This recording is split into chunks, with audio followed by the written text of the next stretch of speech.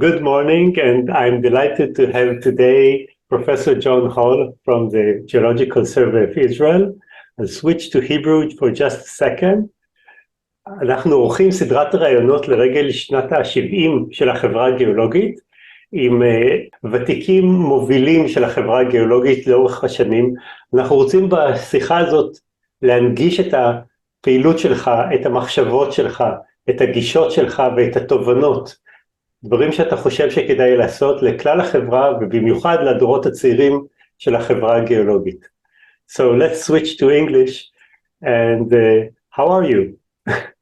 I'm fine. I'm 83 and except for my legs, which have been bum since 1986, then I'm in good health.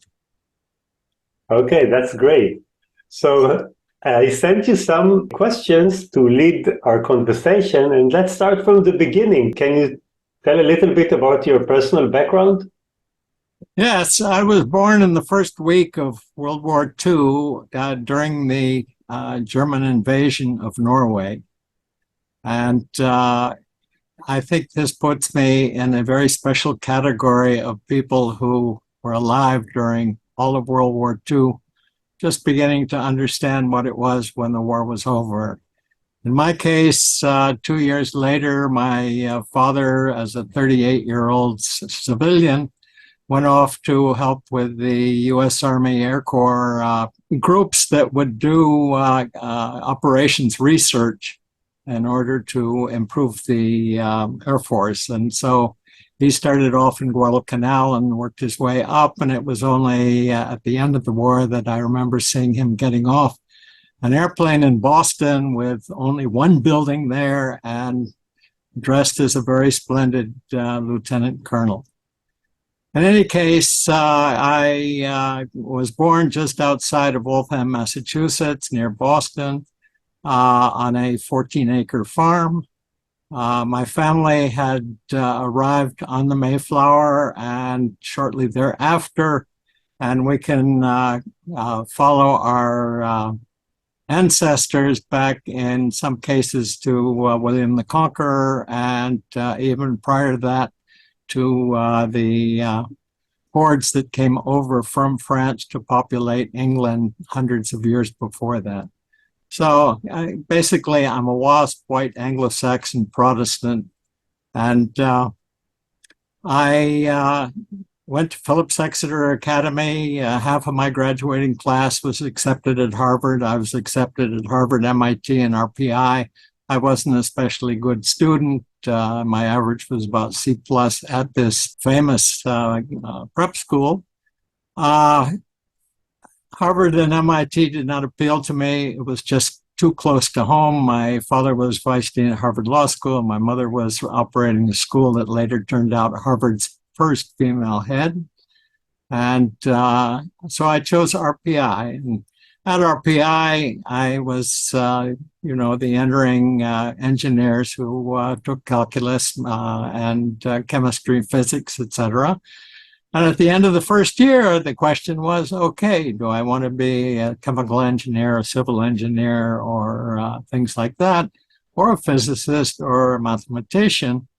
And I said, basically, after my years at Exeter, I don't want to wear a necktie. And so a proctor of the dormitory that I was living in said, how about geology? And my first reaction was rocks schmucks.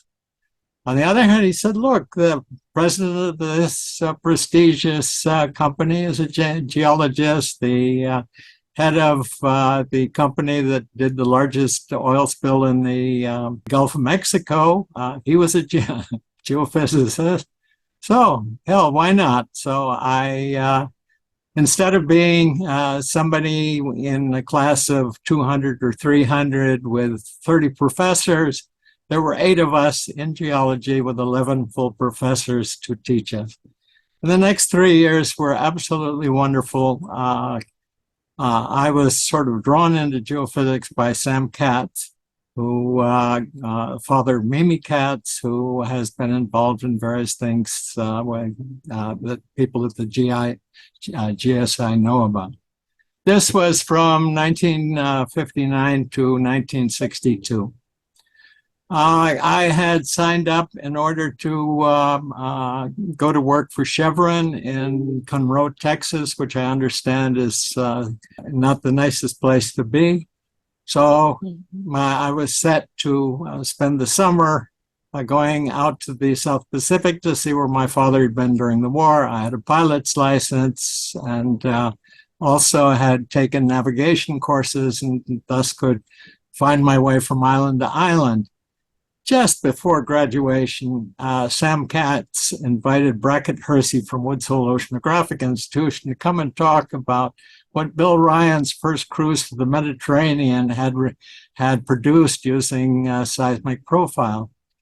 And this sounded very interesting. So I talked with Brackett, and Brackett said, okay, well, if you're not going to go to work for Chevron immediately, why don't you come down to Woods Hole and join us? And I did that the very first thing after I got home. We had a house on Cape Cod built in the 1700s, and it was a 28-mile commute, but I then spent the next 3 years at Woods Hole Oceanographic Institution. This was certainly 2 of those years were before Stephen Avraham finally showed up and began his studies at MIT there. In any case, immediately I went to sea. I was on several cruises with a chain, primarily off Puerto Rico, the Puerto Rico Trench, doing seismic profiling.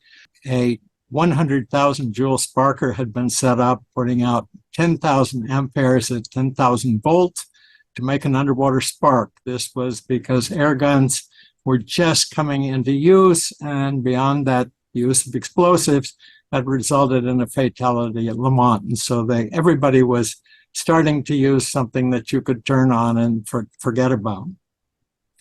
So anyway, I did that cruise after cruise after cruise. There was work not only in the chain, but Atlantis II finally arrived, the most modern research vessel in the world. And I was on our maiden cruise to Bermuda, had to introduce the governor's family to all the various things that we had on board. And between Atlantis II and chain, I had a number of cruises also calibrating the Navy sonars, which were located on the ledges just to the east of Bermuda. In the middle of that, in 1963, the Thresher sank, America's nuclear submarine. I was on the second or third cruise of that, and we finally located the wreckage. This was very interesting in that navigation basically was 4 different DECA systems, none of which agreed in Canada and the United States. We were more than 100 miles offshore. The water depth was about 3,000 meters.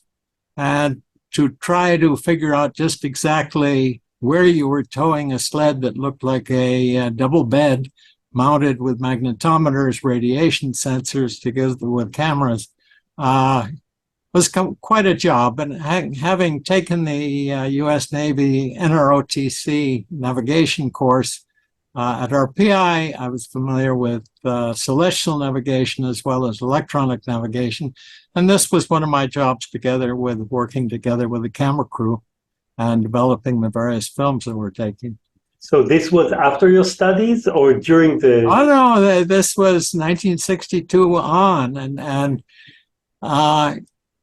back at Woods Hole, Brackett Hersey asked me to try to summarize years and years of work that they'd done for the Navy, setting off 1-pound charges in the Mediterranean and the North and Central Atlantic to measure bottom reverberation from these explosions, which could confuse sonar signals if you were looking for submarines. During this time also, although I had taken a programming course at RPI in 1961 and seen a computer, at Woods Hole we had a computer that belonged to the oceanography department, which allowed me to start the first work in Fortran. This was a simple computer itself, no monitor, anything like this. When you ran a program, you knew when you were in do loops by the static of the radio that was on top of the computer system. After that, they got IBM systems, and I did an awful lot of programming and calculation for digitizing all the graphical work which had been done 10 years earlier for bottom reverberation. And ultimately, before in 1964, spending a summer at Woods Hole, I computed or I finished the main report on summarizing all that bottom reverberation. At sea, it was very apparent that if I continued like this, I would be writing the 100,000 joule sparker all the time, or assisting with the magnetics, or finally a computer had been taken to sea on one of our cruises to the Puerto Rico Trench to actually read the Lacoste and Romberg gravity meter. I'd been involved in the navigation as well, and so I decided, okay, I better go off to college. Well, where to go to? Close to home again was not a good idea, and so what the heck? Let's try Lemont, because Bruce Hazen would come by from time to time, and various other people who the Woods Hole people knew very well. They had sort of seeded the senior people at Lemont, and so I went down to Lemont in 1965 and headed straight for my PhD. And I had worked with magnetics, I had worked with gravity, I had worked on the navigation, I had worked on the echo sounding, I had worked on the the photography, I had worked also on sub-bottom profiling. So what to do? These departments were all out. On the Arctic, we have a drifting ice station that belongs to the U.S. Navy. Here's somebody who can do all of it all alone, maybe with one or two other people. And I went to work in the Arctic section. It sort of reminds me of the section of a hospital where the real crazy guys are.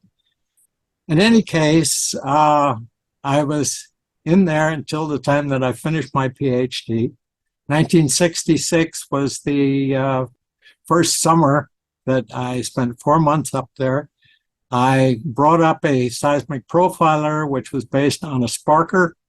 I had made 2 recorders from Korean War fax machines, one with a 10-second sweep and another one with a 2.5-second sweep, and put together all the amplifiers and everything else there.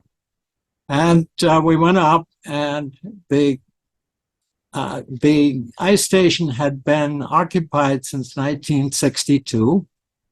Although it had been operated during the International Geophysical Year some years earlier, it had gone aground north of Alaska, and it was of no interest. It was about the size of Manhattan in New York City.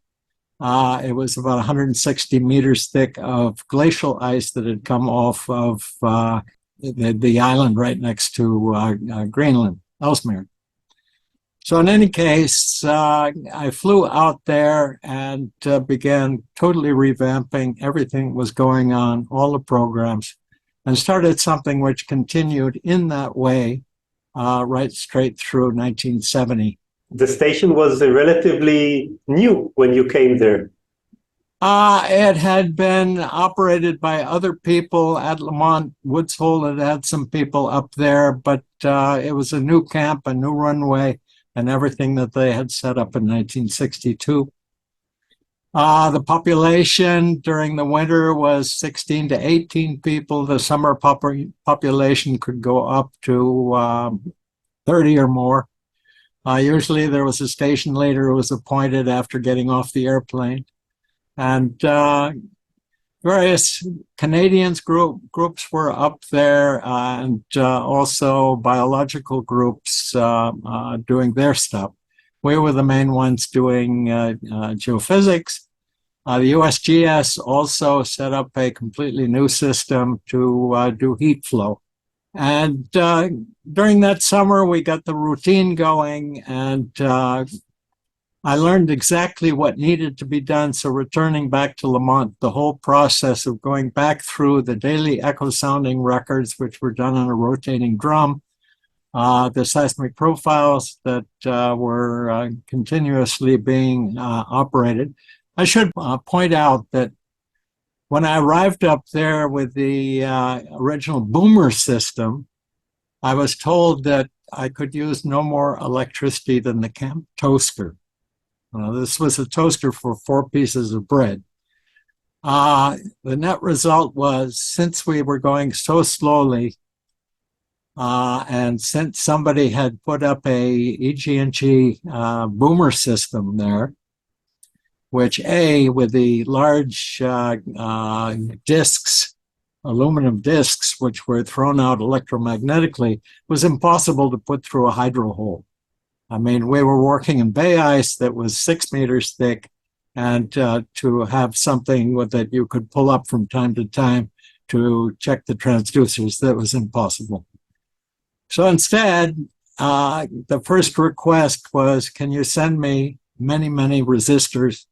And we rearranged the inductive circuitry of the boomer system so that it would slowly charge over a period of 5 minutes, and then it would put out a underwater spark, which on the 2 disc bender hydrophones that we had just hanging down, draped in the water, sounded like a phantom on afterburner coming out of a ravine.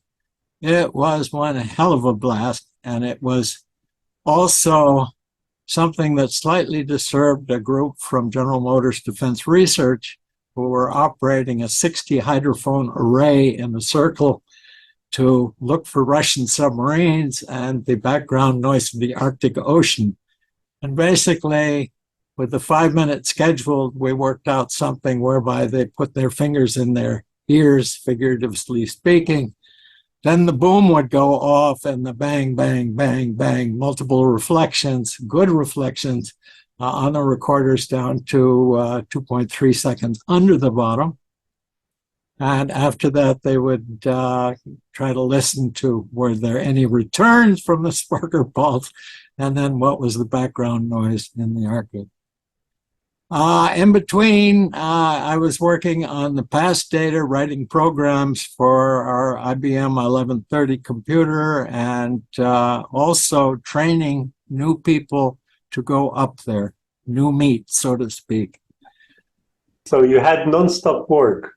Yes, very definitely. And this is what I was born for, as you will probably see. In any case, I discovered that with young college students, there was no way you could find somebody with technical expertise and say, okay, we want you to go up there for 8 or 9 months. It's going to be the winter months. It's going to be cold as can be, and it's going to be dark.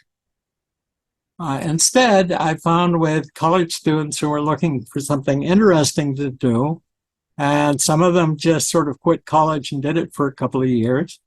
Would you like to do something that you can tell your grandchildren about? And this somehow lit something in their minds that said, hey, wow, this is kind of interesting.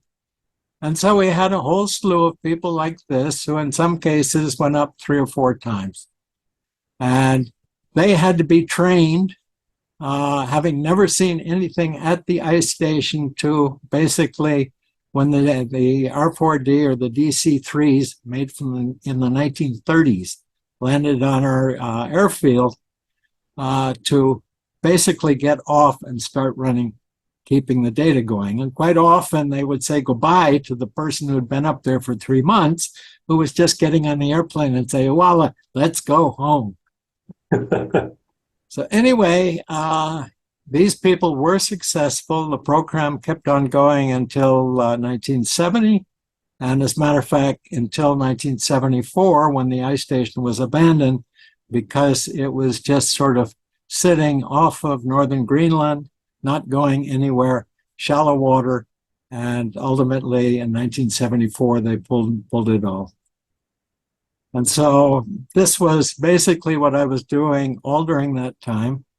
My PhD thesis was the marine geophysics of the Alpha Cordillera. This is a large ridge, which actually the drift track that was included in my thesis was almost a third of the deep Arctic Ocean. This was a success. It told us something about this ridge based upon its extension down through the Labrador Strait. I concluded that this was a old spreading ridge which had died out before the present Mid-Atlantic Ridge had opened up. This was completely wrong. It's later, apparently, I must say, basically, since that time, nobody has been back up there to do things. Icebreakers have poked in, but the ice generally in that part of the Arctic is 4 to 6 meters thick. Icebreakers can't go there.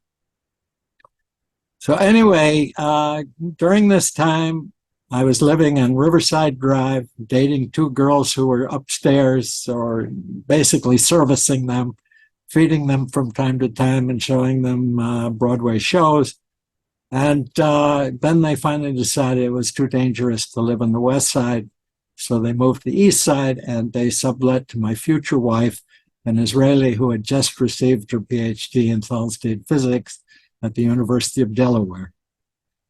Well, our relationship went up and down and up and down. And then in 1967, when I was due to be up there for 7 months, we sort of called everything off. Except, no, that was during 66. So after coming back 66 with a time change of 10 hours or more between Alaskan time and the East Coast, I wound up on her doorstep again. So things picked up again, and when I went up for 7 months in 1967, it was agreed that upon my return in October, we would get married. And this is after the whole hurdle of, but I know you won't be ready to go to Israel. And I said, why the hell not? So that's how this wasp wound up coming to Israel, married to an Israeli for some 3 years before I arrived.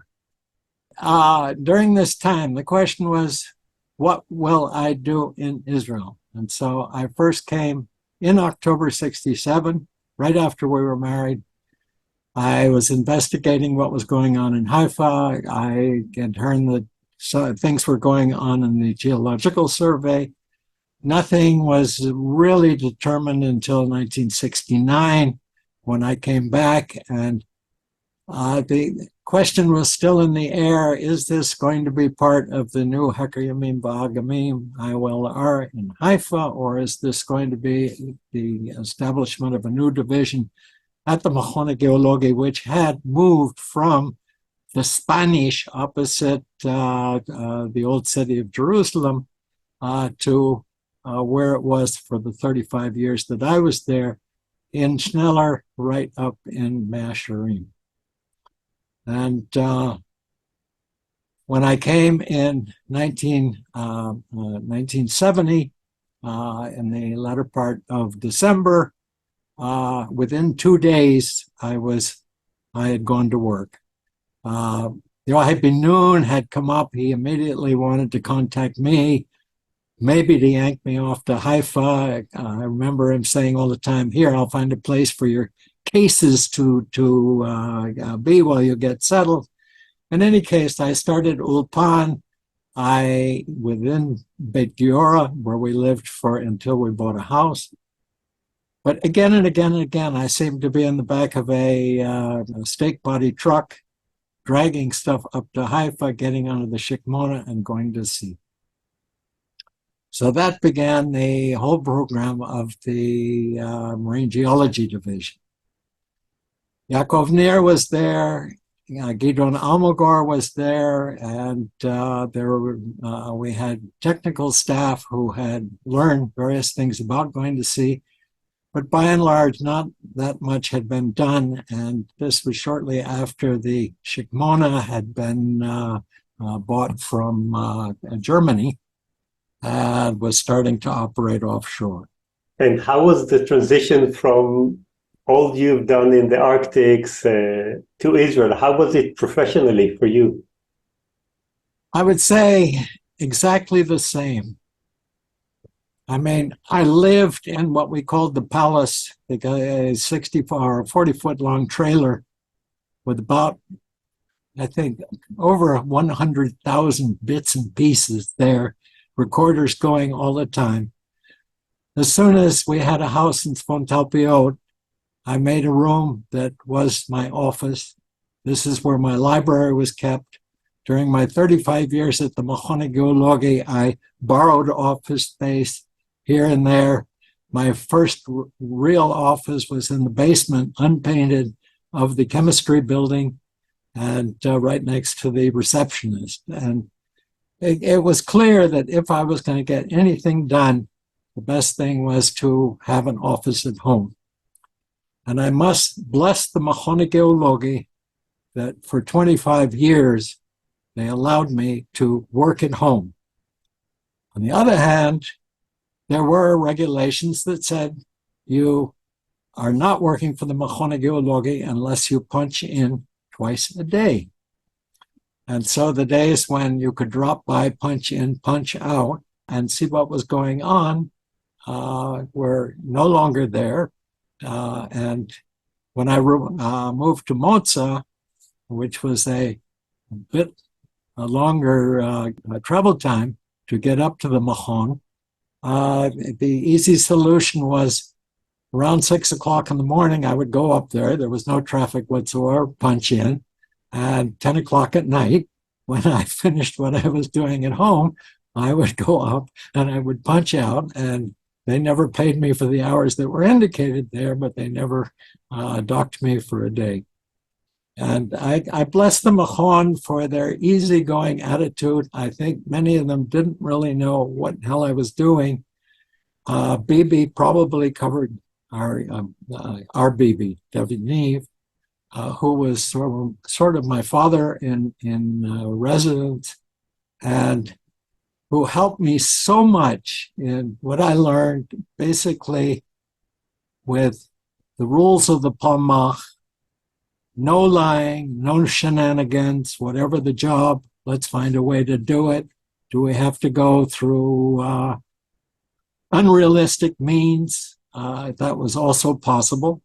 I was also lucky in that my grandfather had been president of the American Chicle Company that made chiclets from the 1910s on. He had a sole child, my mother. And when he retired, there was a fair amount of money there. And all of us kids were, over the years, set up in such a way that when we died, there would be something for the next generations. And so the nice thing there was, although I never got a grant, I proposed once for 100,000 shekels or lirot, or the old shekels, to put together something for all the mappings that we'd done along the Mediterranean coast. No, it was turned down. So anyway, it was done. And bless the Mechon, this was possible. To begin with, Bibi was, with help of K.O. Emery and other people at Woods Hole, an air compressor had been obtained, air guns had been obtained via Woods Hole, and Danny Argas and Rami Badmon were very capable of going to sea, keeping this equipment operating. And so we made the first exploration profiles, getting records down to several seconds. Down further west of Aristosny Seamount, south of Cyprus, and up to the Lebanese border. 1982, when Tzahal went up to Beirut, we, in November, were able to do a complete mapping up to Beirut along the offshore and the margin, with a number of deep seismic profiles that were also done. We were harassed continuously by the 13 UN ships, which were sitting offshore, but we certainly got it done. During that time also, there were various cruises with the Navy.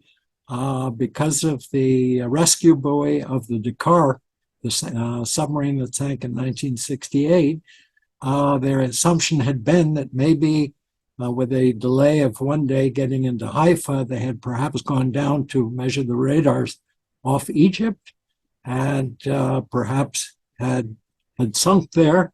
So we had done a fair amount of mapping down there looking for the Dakar. Other work with the Navy also was for underwater sound transmission and especially for listening arrays off Haifa. During this time, I had been in connection with what the Brits had done in the Red Sea, what they had done basically to Cyprus, around Cyprus, and later what had been done in much older surveys. World War I surveys had been done off Aqaba, for instance, and the same with World War II, just in case the Suez Canal had been taken by the Nazis. I got to know all these people who in Britain and France and other places had done this kind of work, and through a program through the United Nations and UNESCO called the International Bathymetric Chart of the Mediterranean, we had regular annual meetings, get-togethers with the Russians, with the Germans, with everybody at all kinds of different places around the Mediterranean, with connection to all the institutes who were working. By hook or by crook, basically, we ultimately finished all the 6 overlays which were planned. We were the only IBC which succeeded. There was the one for the bathymetry itself with 200-meter contours. And this was the 30,000 earthquake epicenters. The plio-quaternary sediments laid down since that time, all based on sub-bottom profiling. The Bouguer gravity, and also the magnetics, and I did not find one of the postcards. After these maps came out, everything we had done was put out in the form of postcards or posters or other things like this, which at meetings of the Geological Society, I would have printed.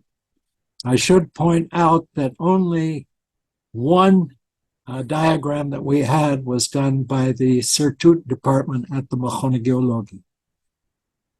Following Lamont, I always had a light table at home. Behind me is one which is 8 feet by 4. This was, of course, for transferring data over a light table from place to place. Ultimately, digitizers became available. I'm very thankful to Hebrew University, for the CDC 6400 computer that they had, which commuting back and forth from Sfontalpiot to the university, we'd punch up cards, run things, run back home, do something, come back, get the printout, and up until late at night, just running programs, and ultimately keep punching data and bringing the marine geology department into the computer age. Other work that was done when I first arrived, I was handed a tremendous survey which had been done of the Tiran Straits, which of course was the one of the reasons for the closure of the straits being the start of the Six-Day War. And all of this data had been done with deca-hyfix, with improper sighting of the various hyperbolic transmitters and receivers and operation of the ship, digitizing all the records of that at a digitizer that the geography department of Hebrew University, which used to be located where the geology department is today, the Department of Earth Sciences, They first bought a digitizer, which was well used. After that, they bought a 1 meter square plotter, which allowed many of our plots to be done. And this sort of went on until the mid-'80s when the first PCs came out.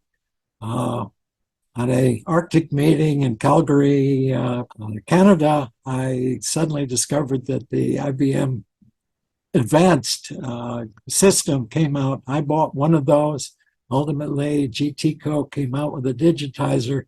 And after that point, I was basically independent, running stuff using Fortran and going from computer to computer to computer. And my estimate today is that I purchased over 130 PCs for various projects. I mean, as soon as the PC revolution came around, Ron Bogosh discovered that he could get 50 people to sign up for a mass buy of the PC XT, not the AT.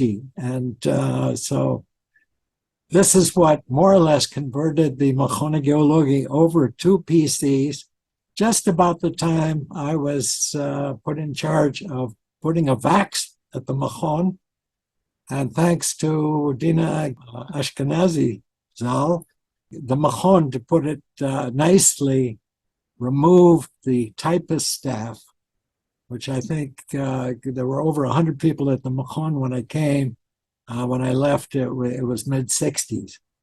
And all the typists, secretaries, and everybody else went out, and everybody was fitted with a monitor together with a keyboard and Boston Business software for working in Hebrew or English. And so this ultimately was the computerization of the Mechon Geology.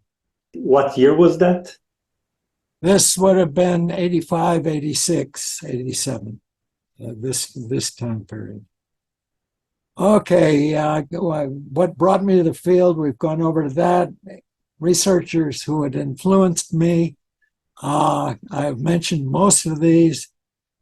Bibi was not a technical person. He had awful handwriting, but every paper that he put out, I sort of massaged the English and read his handwriting, typed it up, put it on the computer, allowed him to go back through and make more changes.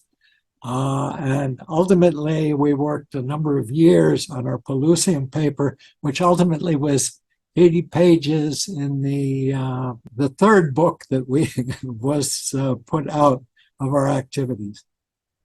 In the 90s, I was contacted through the Russians that I had worked with and told that Gleb Udintsev, who was one of his the primary geologists, geophysicists, who had started the Russian programs right after World War II. He was a hero of the Soviet Union. He came and visited me with Valery Kreshninikov, who I discovered was a Cushman Prize paleontologist, but the two of them had been the chief scientists of 2 years of cruises of the academic Strachov from Syria and the Latakia Ridge to west of Eratosthenes Seamount, included seismic profiling, which had been done, and using a Finnish multi-beam sonar with 15 beams. This was unbelievable, absolutely unbelievable. They basically had only the old type of Navy navigation satellite fixes, perhaps 4 or 5 a day. And so between these fixes and the headings and speeds, I reworked all the navigation to try to figure out how to put in the bathymetry, digitize the seismics, and ultimately with Valery here for upwards of a year, we put out the book on the work of the academic Strachov. And basically this took care of everything that had been done off of Syria and Lebanon. And it was very useful, and it was the raw material for some of Zvi Ben Avraham students at Tel Aviv University. Other surveys, very soon after I arrived here, in 1971, or no, 72, I guess, there was a cruise of K.O. Emery's Eastern Atlantic Continental Margin Survey. And the last leg of that was basically from the Spanish islands off Morocco, working their way up to Portugal. And so I was on that cruise. We negotiated back and forth on the first method they had of using the early computers, record data digitally. Ultimately, we tried to get $90,000 from the Israeli government to buy a complete set. Probably, fortunately, we did not get that. As I say, no grants were ever given. It was usually a matter of taking a tramp on somebody else's research and trying to get more data. During the 70s, with people from Heker Yamim, there was a thought that, okay, we have done the Tiran Strait. Maybe the time has come to do all of Mifratz Eilat. In the meantime, we had finally gotten the United Nations project for Zipsev mining, which was going to try to develop a ship for doing calcareous gravel mining offshore so that we would not have great big quarries all over the country. This provided us with a Dutch engineer and together with a Mini Ranger set of transponders so that our navigation was better, and a shallow seismic uniboom system together with echo sounder. So using this, we laid out Mini Ranger stations to use along the Mifratz Eilat. And about this time, Tzvi returned, checked into Heker Yamim, announced that he was going to go down and do it on a ship whose name I do not know. And so the survey was done of the Gulf of Eilat. And then Tzvi handed me all the data and said, can you work it out?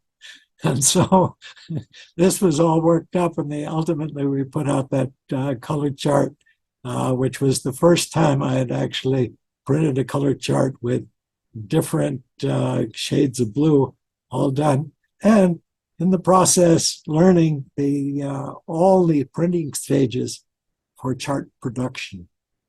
1974, also we'd gotten to the point where, okay, Bibi did a survey of the southern, southwestern part of the Dead Sea. Why not do the whole Dead Sea? And so in 1974, we decided, okay, we have the Mini Ranger. We do have echo sounders, 30 kilocycle echo sounder from the laboratory down in Eilat, together with the Sparker, which was fine. And Sparker is beautiful for working in the Dead Sea, together with the boomer system. And so I put all the equipment in my workshop in Swanthopio and into the back of my old Volvo, my 1970 Volvo, and drove down there. And in 2 days, we produced a research vessel with a second deck on it that had a machine gun together with a reservist underneath a tent, and basically places for all our recorders and generators, together with the magnetometer, together with all the other equipment we needed. And we had our Danny Argas and the crew on land who were moving our navigators, our Mini Rangers around. And fortunately or unfortunately, during that time, this coincided with the invasion of the Greek side of Cyprus by the Turks. All eyes turned to the island of Cyprus. We had proposed in our the $10,000, I believe, that we got from the Dead Sea Works to do this survey, that we would go out to the Green Line, which is the fictitious line between Jordan and Israel, which runs the length of the Dead Sea. With everybody looking that way, we just kept on going. Bibi would look out. If you go to the Neve Center on his name, the symbol of that is him looking towards Jordan with magnifying glasses. And as he said, we never saw the Green Line until we saw the vegetation on the far side. So we would turn around and we would come back. And we did a complete survey of that, except for a storm in the middle, which lost us a week. Everything was drenched in Dead Sea water and had to be washed down in the springs in En-Gedi. So that completed that. All the seismic profiles and everything were put up in the reports that came out. And basically, we had completed the Dead Sea for that. Sea of Galilee was done late in the game. I was working on the books during the 90s. I had 4 sabbaticals, 2 of them. My wife had gardens. She did not want to leave Israel. So one was done with Cytex, which was very important in that I used some of their scanning abilities before I had my own scanners. This was the beginning of working on the DTM of the country. DTM of Cyprus was done far later. This was during my last sabbatical at the University of Rhode Island. This was very interesting because Bob Ballard had his center there, and they were doing all kinds of work with multi-beam. This was going to be absolutely great. When I got down there, all the Bob Ballard stuff had been taken off the Nautilus, was being kept there. We had 2 small children. And so I equipped a room with computers there. And during that time, I had taken all the 1 to 20,000 maps of Cyprus with me and digitized all the contours there. And beyond that, through the connections with the UK Hydrographic Office, I had gotten all the 1950s and 1930s surveys that were done on all the continental margin of Cyprus. So ultimately, a 25-meter grid was done of Cyprus. I retired in 2005. My last sabbatical was at the University of New Hampshire, which today is the primary center for all the United States' mapping, for JEPCO's activities at sea, together with the activities of everything to do with multi-beam sonar. And this intrigued me when I finished with the time spent at UNH. As of 2000, I finally determined, the time has come for us to buy a multi-beam sonar. The cost for the basic multi-beam is $500,000. I went to talk to people in New York City. I got $500,000. I flew to Norway. I bought the system that we put on the Etziona, and this operated then for the next 10 years or so. And I met Ronnie Sadeh, who had been done the courses in Italy for hydrographic survey, the first level. And he was the person at work together with the fine crew from Hekayimimba Agamim. Some 162 days of work the Etziona basically did much of our offshore out to our maximum depth of 700 meters. About that time, the operations of the oil companies offshore realized that if you're really going to understand the weird things that we had seen on our cruise of the Meteor, with their, not really a multi-beam, it's a weird one, fore and aft. Anyway, the kind of things, these 13 channels that are a kilometer wide, 30 meters deep, and just wiggling back and forth, back and forth, back and forth from Israel's continental margin out to the deeps of the Mediterranean. So ultimately, the oil company work began to come in. In the meantime, the French were working on multibeam as far east as the Nile cone. So bit by bit, we were filling in what had been done with single beam and preparing what would go into the European communities, E-mode-net ultimately. Today, what has been done with the Bat-Galim, which was basically, there's a story behind that. I think I have time for it. I once asked Benny Begin, how did it ever come about that you got the initial money, 20 million shekels, to buy the Bat-Galim? And he told me, well, I was part of the government and I used to sit in on the cabinet meetings and I would be quiet and I would listen to what all the Sarim were talking about.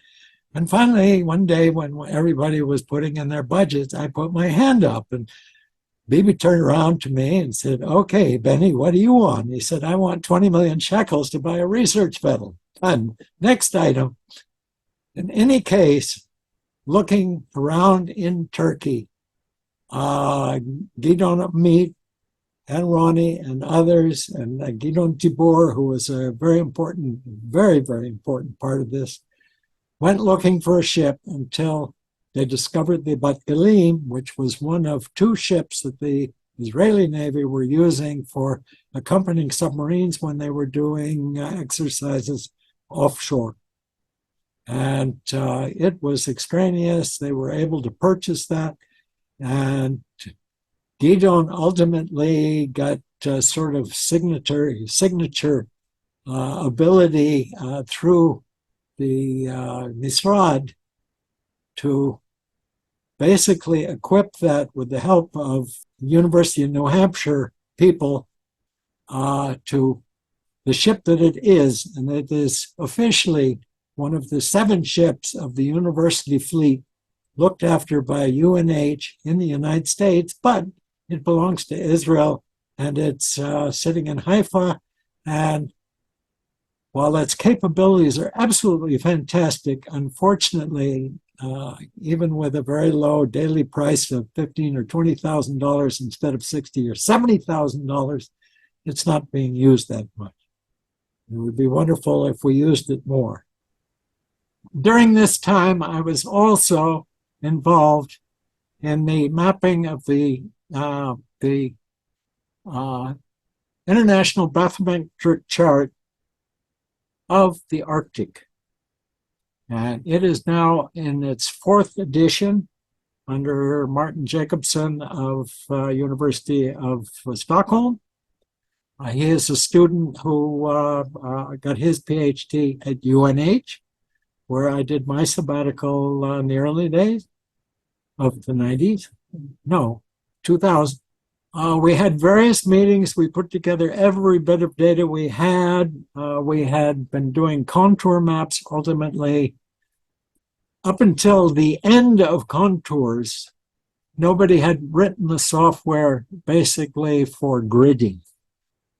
And as soon as especially Global Mapper came out, but prior to that time, also the other program for doing GIS, long before GSI was official.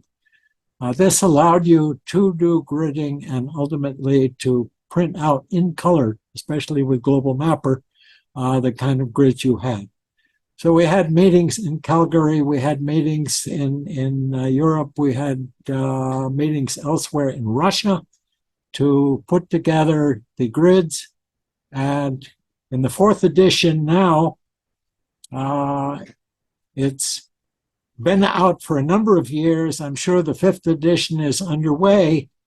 It was as of 1990 something when the first edition came out that Bruce Hazen had written me a letter and said that, this was the first one that Lamont put out and that he had named a seamount after me up on the Alpha Ridge. This was something that was 700 meters high. I had not thought enough of it to name it. Ultimately, it was called Hall Knoll when the newer maps came out with stuff from people who were operating out of Greenland. We discovered that it's part of about 4,000 square kilometers of area, and Hall Knoll is there. You can look it up in Wikipedia, and as well as people from Lamont who have their names all over the world ocean map. There are only two of us, and one of them is the heat flow fellow who passed away, and later Lamont ship was named after him.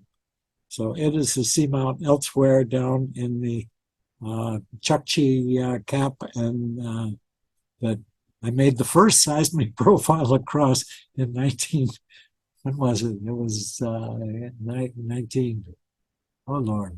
65.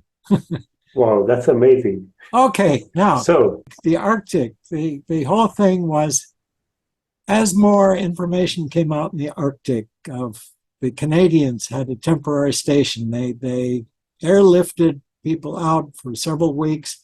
They did some cores, and the Lamont group had been taking a core a week and sending these back 3-meter long cores, and the analysis was showing 1 meter every million years. The Canadian cores were showing that there were approximately, these were long cores, and that there was something like 15 meters of sediment, and then after that they were getting Cretaceous sediments between 65 and 67 million years old. In that, you had 30% organic carbon, and basically it was deposited in a very saline, shallow Arctic basin. This is the underlying part of 25% of the world's petroleum is within the Arctic basin. So this was exciting, and the question was, nobody has been back to the Alpha Cordillera, or the Alpha Ridge. And Yngve Kristofferson, who had gotten his PhD, he's 2 years younger than I am, but he'd gotten his PhD, I think 6 or 7 years after I did. And he had been working in the Arctic with drift stations, but basically the Lomonosov Ridge and those areas. And I got together with him on a medal ceremony for the fellow who was in charge of all the U.S. Navy projects in the Arctic. And we had our first meeting. There was another meeting at a Arctic meeting in Calgary. And then finally he contacted me and came to the United States. And we were talking about this, and he said, you know, I was at Universal Studios, and the kids were all excited, and nothing caught my attention until this small hovercraft came buzzing around through it. And I said, I suddenly thought, my God, this is a way that we can get back up on the Alpha Ridge. So this is the result of the most expensive failure that I have had since 2000 and, well, the decision was made 2005, 6, 7, something like that. We ordered a $1 million hovercraft in 2007. It was delivered to Svalbard, Spitsbergen in 2008. And between 2008 and 2020, Yngve was running a number of expeditions up into the Arctic, including in 2014-15, a 50-week, 5 crossings included of the Lomonosov Ridge while doing digital seismics with an air gun every 25 meters, firing it. And so staying awake day and night, cleaning the air gun stuff with alcohol at 60 degrees below zero. This was done. The last work was 3D seismic together with people from a Norwegian company putting out a whole bunch of sensors.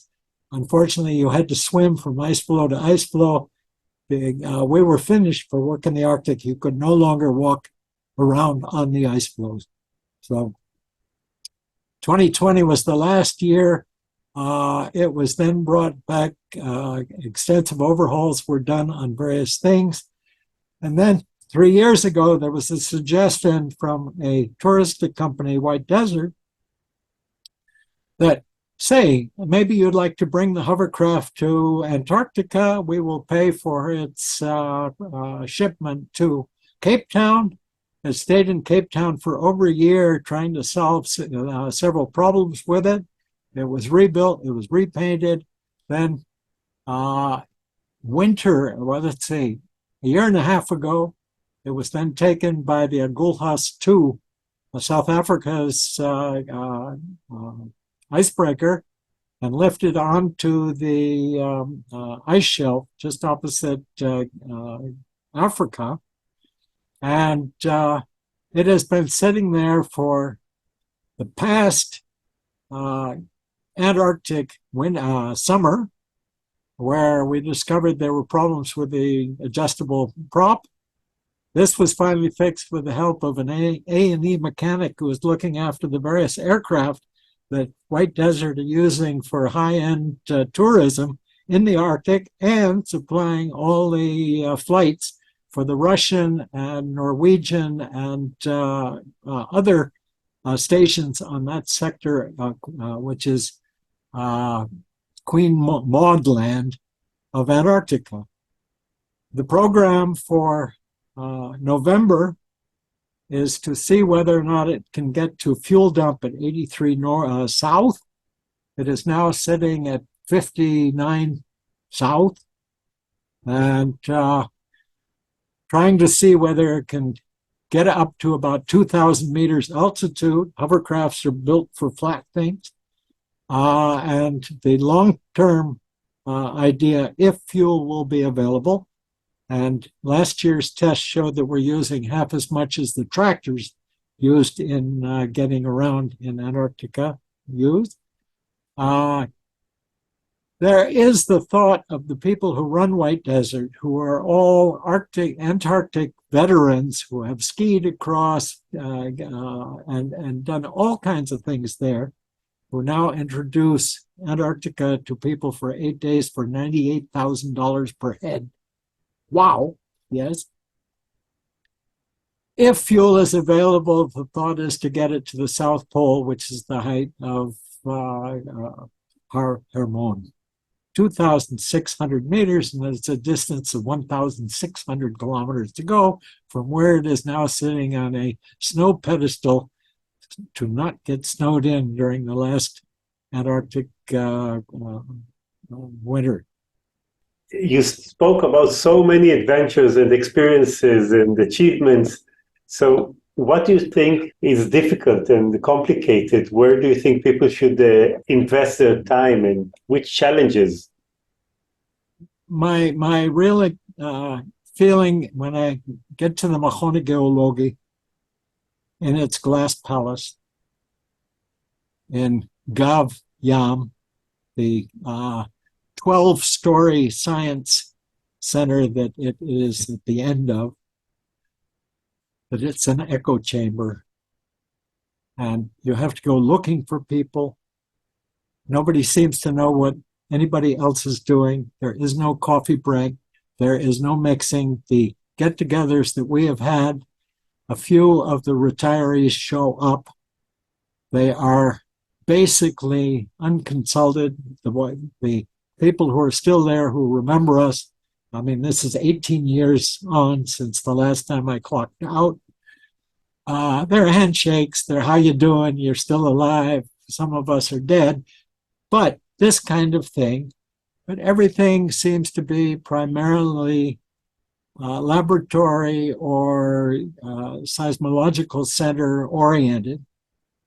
And the fact is that this is to our credit in that we who are retired did the tashdit part of energia ve tashdit. Now, I did not mention the DTM. The DTM that I did, the 25-meter grid of the country, was started when a fellow named started historical productions to produce things for religious groups in the United States. And he had started off with one of the best sectional Landsat 3, I think, passes over Israel following heavy rainstorms that completely cleaned out the atmosphere. He produced these maps together with French satellite meter data at grayscale at 10 meters. So we took the 30 meters and reinterpolated, 9 pixels using the grayscale to 9 shades of the color scale in the Landsat to make the imagery that you see at Hebrew University, which is all the posters that he had and the strip. And this started a whole business of trying to introduce to the geologists what was going on from the launch in July 1972 of Landsat 1. And so I was producing all kinds of things with satellites all along, but Richard Cleve, with his historical production, said, I really want to fly through this data. And for that, you need topography. And so, with the ability to scan the bromides, the black and white maps, which are the basis of Agafamedidot's 20,000 scale maps of Israel, there is then the possibility of producing a 25-meter grid. The first condition, and mind you, a no-cost contract took 9 months to negotiate between Israel Energia and Agafamedidot. And the first thing said that the data can only be on my computer. Hence, the 5 people who worked with me all had my computer with them too. They later kept them. The second thing was that there will be no digitizing of black lines. Well, this was a problem until suddenly it hit me that the PCAT came along with a wonderful monitor that was 350 pixels high and 480 pixels wide.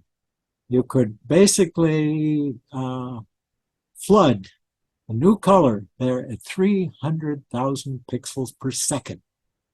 So what happens if we take the bromide scan, black, 100% black on 100% white, scan that, and then go through and make 7 screens wide, 14 screens down, and you have covered one of those 120 map sheets and all the maps that the Agafamedidot puts out, which go from Lebanon to south of Eilat.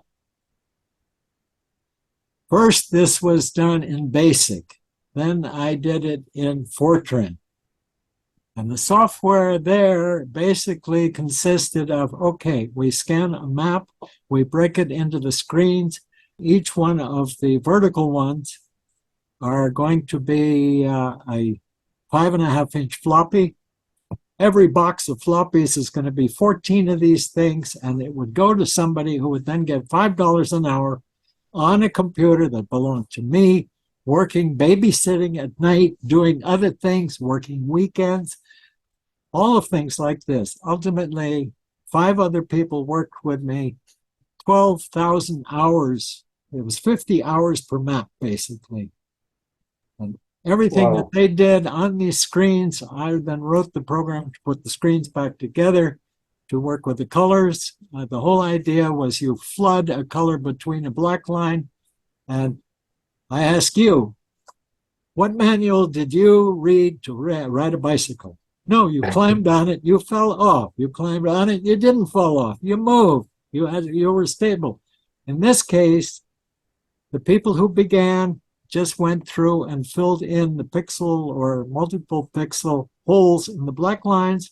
So later, when they learned much more things to do on a 16-button cursor on a large GT code digitizer, they could start filling in color and then moving screen to screen, half a screen in memory on that type of monitor.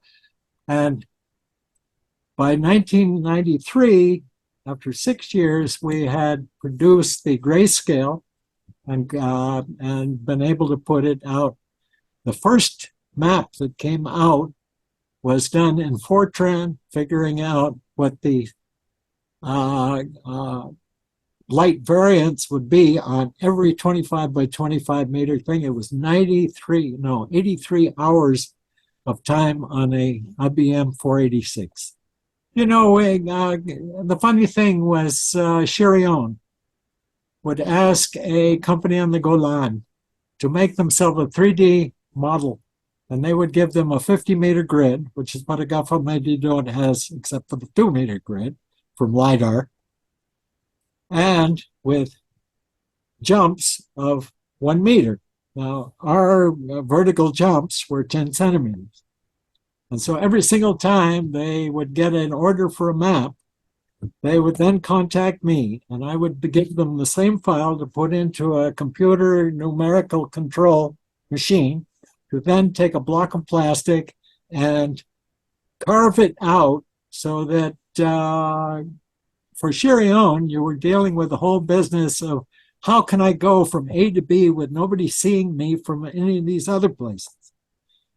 Okay, so now I want to ask you, what is your message to the Geological Society? Trouble is, I busted my hip 3 days before your last meeting, and so I don't know what the modern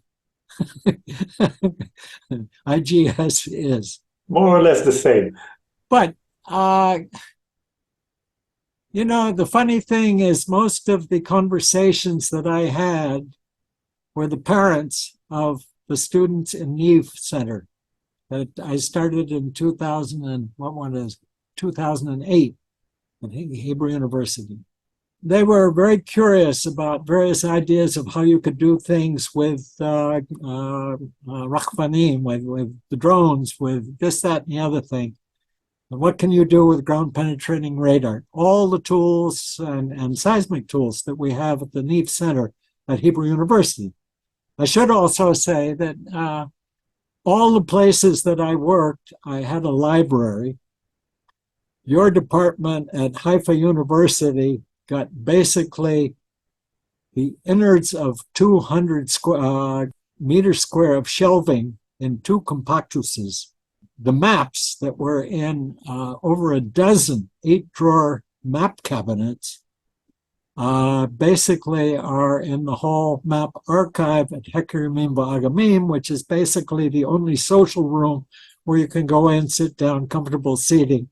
And I hope sooner or later we'll have a website like we had for the Neve Center, where you have an idea of every single map I could get a hold of for the areas in this part of the world that I mapped. And we're talking about Arctic to the Caspian, Black Sea, Med Sea, Red Sea, Arabian Gulf, Northern Indian Ocean from Madagascar north, Persian Gulf, and everything over to Sri Lanka.